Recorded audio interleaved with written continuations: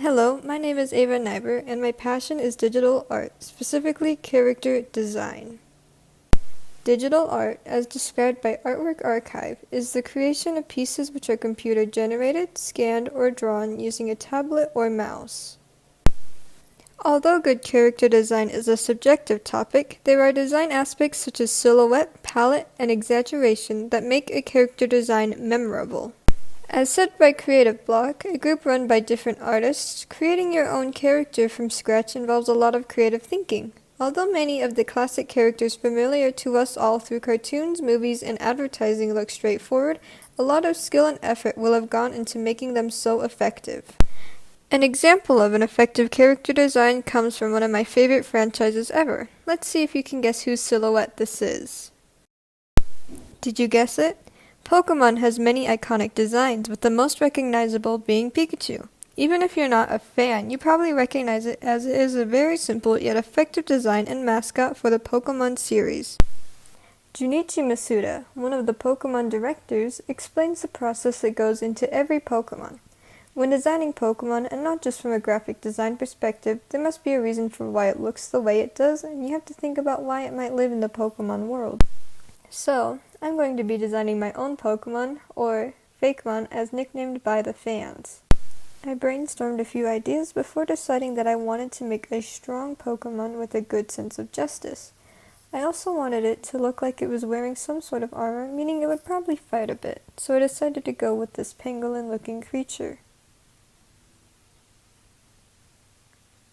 I liked the spiky gauntlets on its arms and legs, as well as its bright eyes, so I decided to stick with those in my second sketch.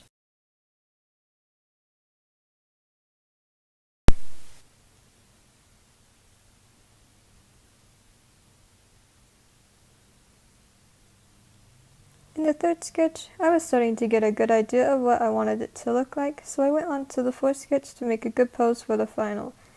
I decided to make it look like it was ready for an attack, but in the final art it just looks more triumphant, like after a win.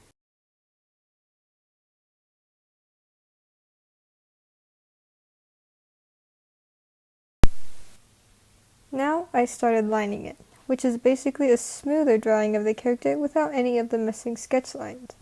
However, after a while, I realized I didn't like the head at all, so I restarted that several times until I finally got it to look how I wanted.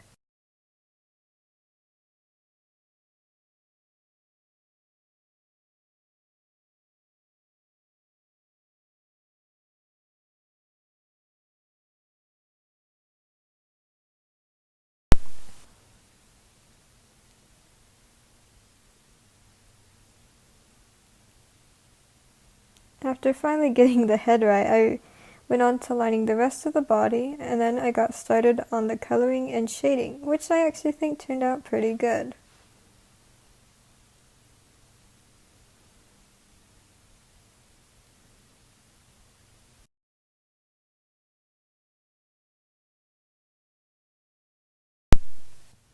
And finally, I went on to the finishing touches, which is just blending the shading to make it look nice and soft, and also giving it a background so it's not just standing on a void of white.